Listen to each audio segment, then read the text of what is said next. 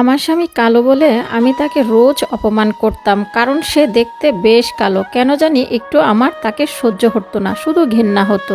আজ বলেই ফেললাম যে আমাকে ডিভোর্স দিয়ে দে, তোর মতো কালো ছেলের সাথে আমি সংসার করতে চাই না।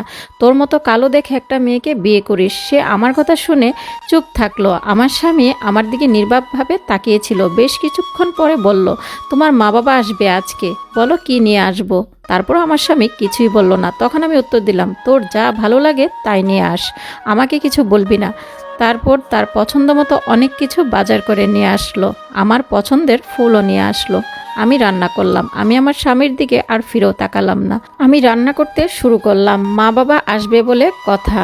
5টার দিকে মা বাবা আসলো, খাওয়া দাওয়া করলো, একটু রেস্ট নিচ্ছিল। এমন মুহূর্তে আমার স্বামী এসে বলল, আসসালামু আলাইকুম মা এবং বাবা, কেমন আছেন? তখন আমার বাবা উত্তর দিল, ওয়ালাইকুম আসসালাম, আলহামদুলিল্লাহ বেশ ভালো আছি বাবা, তুমি কেমন আছো?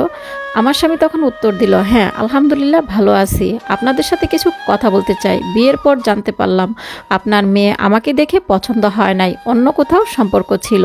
জোর করে আপনারা ওকে আমার সাথে বিয়ে দিয়েছেন। জানেন, বিয়ের 2 বছর হলো, তাকে আজ পর্যন্ত আমি স্পর্শ করতে পারিনি, আমার সাথে একটা রাতও কাটায়নি, কিন্তু তার বয়ফ্রেন্ডের সাথে দিনের পর দিন রাত কাটিয়েছে।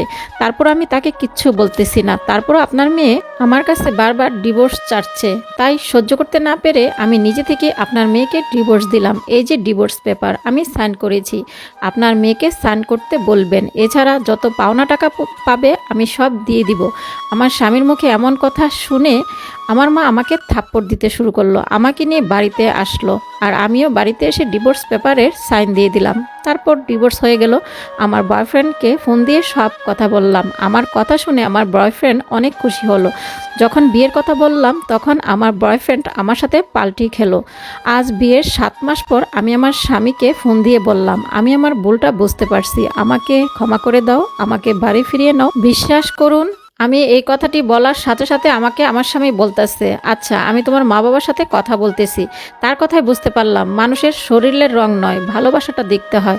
হয়তো আমি অনেক ভুল করছি, ক্ষমার অযোগ্য। সে আমাকে ক্ষমা করে দিয়েছে এবং সে আমাকে আবার ফিরে নিয়ে গিয়েছে। আবার নতুন করে আমাদের বিয়েও হচ্ছে। গল্পের মূল কথা হলো, স্বামী কালো বলে যারা অপমান করেন, অসম্মান করেন, একবার স্বামীর ঘর থেকে বের হয়ে দেখুন। যারা আপনাকে দেখে আনন্দময় কথা বলে, আপনার সাথে খুব প্রেম করতে চায়, সেই মানুষগুলো আপনার পাশে থাকবে না, চলে যাবে। বাস্তব এটাই। যে মানুষটা আপনাকে আঁকড়ে ধরে আছে, যে মানুষটা আপনাকে ভালোবাসে, সেই মানুষটা কালো হলো সে আপনার স্বামী। তাকে ভালোবাসুন, তাকে কেয়ার করুন। আর যে মানুষগুলো আপনাকে উল্টাপাল্টা কথা বলবে, বাজে কথা বলবে, সেই মানুষগুলো কিন্তু আপনার পাশে থাকবে না। Be careful. একবার স্বামীর ঘর থেকে বের হয়ে দেখবেন আপনার পৃথিবীতে কোথাও জায়গা হবে না। সবাই আপনাকে ব্যবহার করবে। সবাই ভিডিওটা বেশি বেশি শেয়ার করবেন, লাইক দিবেন, কমেন্টে জানাবেন কেমন লাগছে। আল্লাহ হাফেজ।